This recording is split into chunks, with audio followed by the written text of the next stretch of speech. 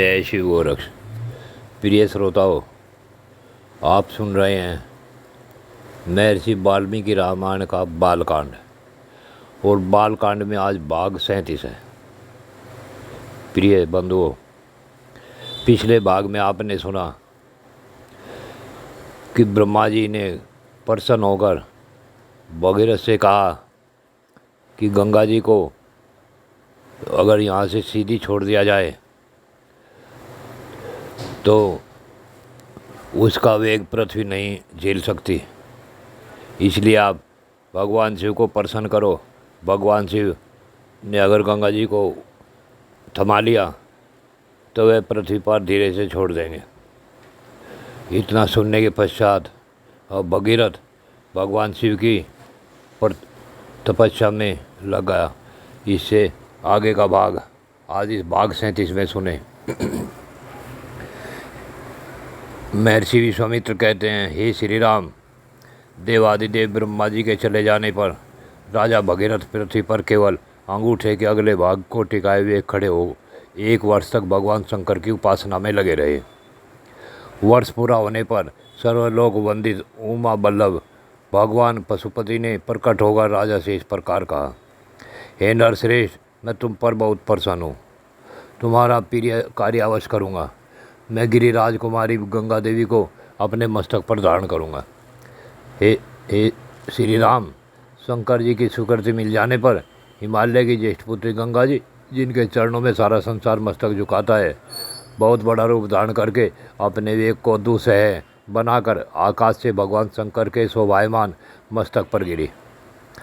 उस समय परम दुर्धर गंगा देवी ने यह सोचा था कि मैं अपने प्रखर प्रवाह से शंकर जी को लिए दिए पाताल में घुस जाऊंगे। उनके इस अहंकार को जानकर त्रिनेत्रधारी भगवान हरिहर कुपित हो उठे और उन्होंने उस समय गंगा को अदृश्य कर देने का विचार किया। पुण्य स्वरूपा गंगा भगवान रुद्र के पवित्र मस्तक पर गिरी। उनका वह मस्तक जटामंडल रूपी गुफा से सुशोभित हिमालय के समान जान पड़ता था। उस समय गिरकर विशेष प्रयत्न करने पर भी किसी तरह से वे पृथ्वी पर नहीं जा सके, बल्कि भगवान शंकर की जटा में ही उलझी रही। भगवान शिव के जटा जाल में उलझकर किनारे आकर भी गंगा देवी वहाँ से निकलने का मार्ग न पा सकी और बहुत वर्षों तक उस जटाजूट में ही भटकती रही। विश्वामित्र जी कहते हैं, रघुनंदन, भगीरथ ने देखा गंगा जी भगवान शंकर के जटामंडल में दृश्य हो गई है, तब वे पुनः वहाँ भारी तपस्या में लग गए। उस तपस्या द्वारा उन्होंने भगवान शिव को बहुत संतुष्ट कर लिया। तब महादेव ने गंगा जी को बिंदुसार में ले जाकर छोड़ दिया। वहाँ छूटते ही उनकी 7 धाराएं हो गई, हदनी, पावनी और नलिनी। ये 3 कल्याण में जल से सुशोभित गंगा की 3 मंगलमयी धाराएं पूर्व दिशा की ओर चली गई। सुचक्षु, सीता और महानदी सिंधु, ये 3 शुभ धाराएं पश्चिम दिशा की ओर प्रभावित हुई। उनकी उपेक्षा को 7वीं धारा थी, वह महाराज भगीरथ के रथ के पीछे पीछे चलने लगे। महातेजस्वी राजऋषि भगीरथ भी दिव्य रथ पर आरूढ़ हो आगे आगे चले और गंगा उन्हीं के पथ का अनुसरण करने लगे। इस प्रकार वे आकाश से भगवान शंकर के मस्तक पर और वहाँ से इस पृथ्वी पर आई थी।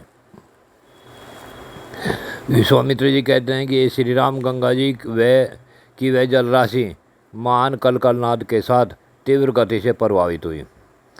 मत्स्य, कश्यप और शिशुकुमार झुंड के झुंड उसमें गिरने लगे। उन गिरे हुए जल जंतुओं से वसुंधरा की बड़ी शोभा हो रही थी। तदंतर देवता, ऋषि, गंधर्व, यक्ष और सिद्धगण नगर के समान आकार वाले विमानों, घोड़ों तथा गजराजों पर बैठकर आकाश से पृथ्वी पर गई हुई गंगा जी की शोभा निहारने लगे। देवता लोग आश्चर्यचकित होकर वहाँ खड़े थे। जगत में गंगावतरण के इस अद्भुत एवं उत्तम दृश्य को देखने की इच्छा से अमित तेजस्वी देवताओं का समूह वहाँ जुटा हुआ था। तीव्र गति से आते हुए देवताओं तथा उनके दिव्य आभूषणों के प्रकाश से वहाँ पर मेघ रहित निर्मल आकाश इस तरह प्रकाशित हो रहा था मानो उसमें सैकड़ों सूर्य उदित हों। शिशुकुमार सर्प तथा चंचल मस्त समूह के उछलने से गंगा जी के जल से ऊपर का आकाश ऐसा जान पड़ता था मानो वहाँ चंचल चपलाओं का प्रकाश सब और व्याप्त हो रहा हो। हे श्री राम, वायु आदि के सैकड़ों टुकड़ों में बटे हुए फैन आकाश में सब और फैल रहे थे। मानो शरद ऋतु के श्वेत बादल अथवान से उड़ रहे हों। गंगा जी की वह धारा कहीं तेज, कहीं टेढ़ी और कहीं चौड़ी होकर बहती थी। कहीं बिल्कुल नीचे की ओर गिरती तो कहीं ऊंचे की ओर उठी हुई थी। कहीं समतल भूमि पर वह धीरे धीरे बहती थी और कहीं कहीं अपने ही जल से उसके जल में बारंबार टकरे लगती रहती थी।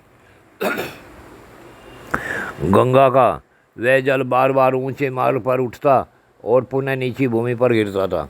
आकाश से भगवान शंकर के मस्तक पर तथा वहाँ से फिर पृथ्वी पर गिरा हुआ वह निर्मल एवं पवित्र गंगा जल उस समय बड़ी शोभा पा रहा था। उस समय भूतल निवासी ऋषि और गंधर्व यह सोचकर कि भगवान शंकर के मस्तक से गिरा हुआ यह जल बहुत पवित्र है, उसमें आचमन करने लगे। जो सांप भ्रष्ट होकर आकाश से पृथ्वी पर आ गए थे, वे गंगा के जल में स्नान करके निष्पाप हो गए तथा उस जल से पाप धुल जाने के कारण पुनः शुभ पुण्य से संतुष्ट हो आकाश में पहुंचकर अपने लोकों को पा गए। उस प्रकाशमान जल के संपर्क से आनंदित हुए संपूर्ण जगत को सदा के लिए बड़ी प्रसन्नता हुई। सब लोग गंगा में स्नान करके पापहीन हो गए। हम पहले बताए हैं, महर्षि जी कहते हैं कि हम पहले बताए हैं कि राज ऋषि महाराज भगीरथ दिव्य रथ पर आरूढ़ आगे आगे चल रहे थे और गंगा जी उनके पीछे पीछे आ रही थी। हे श्री राम, उस समय समस्त देवता, ऋषि, दैत्य, दानव, राक्षस, गंधर्व, यक्ष, परवर, किन्नर, बड़े बड़े नाग, सर्प तथा अप्सरा, ये सब लोग बड़ी प्रसन्नता के साथ राजा भगीरथ के रथ के पीछे गंगा जी के साथ साथ चल रहे थे। सब प्रकार के जल जंतु भी गंगा जी की उस जल राशि के साथ आनंद जा रहे थे। जिस ओर राजा भगीरथ जाते उसी ओर समस्त पापों का नाश करने वाली सरिताओं में श्रेष्ठ यशस्विनी महाशक्ति गंगा भी जाती थी। उस समय मार्ग में अद्भुत पराक्रमी महामना राजा जहनु यज्ञ कर रहे थे। गंगा जी अपने जल प्रवाह से उनके यज्ञमंडल को बहा ले गई। हे रघुनंदन, राजा जनहू इसे गंगा जी का गर्व समझकर कुपित हो उठे। फिर तो उन्होंने गंगा जी के उस समस्त जल को पी लिया। यह संसार के लिए बड़ी अद्भुत बात हुई। श्री राम तब देवता, गंधर्व और ऋषि अत्यंत विस्मित होकर पुरुष परिवार महात्मा जनहू की स्तुति करने लगे। उन्होंने गंगा जी को उन महात्मा नरेश की कन्या बना दिया, अर्थात उन्हें यह विश्वास दिलाया कि गंगा जी को प्रकट करके आप इनके पिता कहलाएंगे।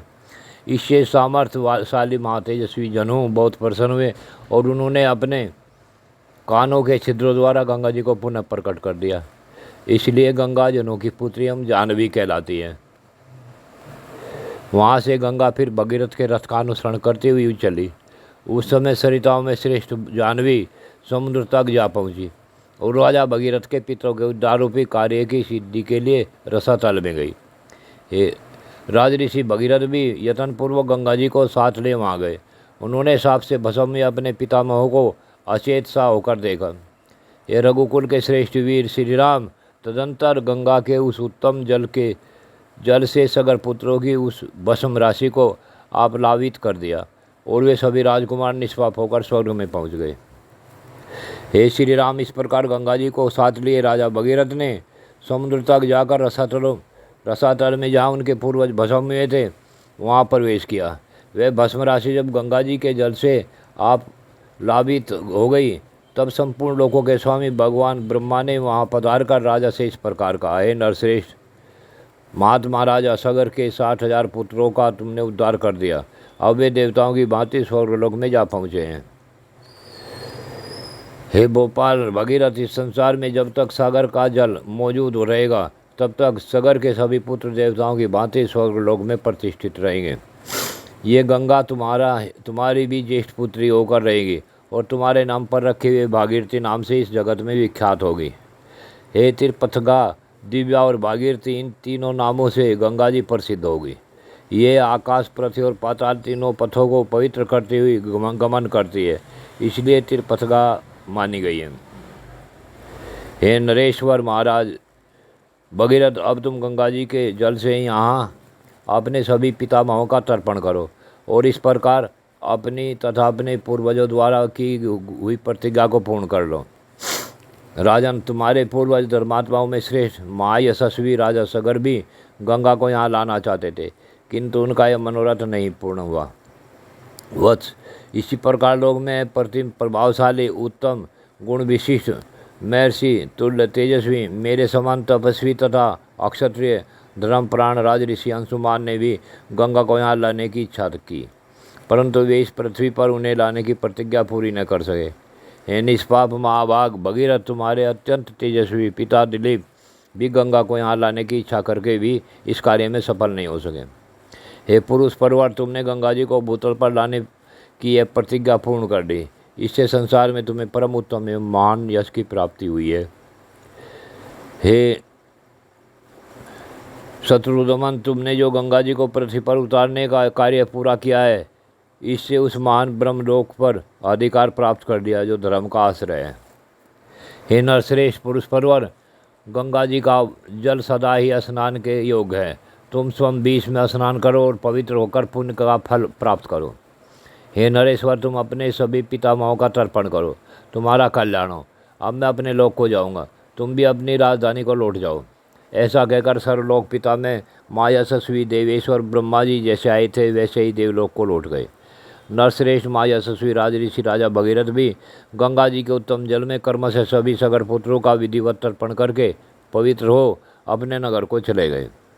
इस प्रकार सफल मनोरथ होकर वे अपने राज का शासन करने लगे। हे रघुनंदन, अपने राजा को पुनः सामने पाकर प्रजावर्ग को बड़ी प्रसन्नता हुई।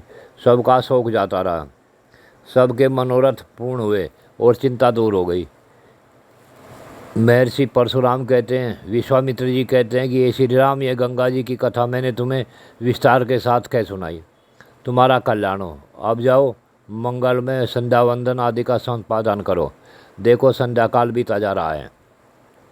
यह गंगावतरण का मंगल में उपाख्यान आयु बढ़ाने वाला है, धन यश आयु पुत्र और स्वर्ग की प्राप्ति कराने वाला है। जो ब्राह्मणों क्षत्रियों और दूसरे वर्णों के लोगों को भी यह कथा सुनाता है, उसके ऊपर देवता और पितर प्रसन्न होते हैं। हे रघुकुलमणि, जो इसका श्रवण करता है वह संपूर्ण कामनाओं को प्राप्त कर लेता है। इसके सारे पाप नष्ट हो जाते हैं और आयु की वृद्धि एवं कीर्ति का विस्तार होता है।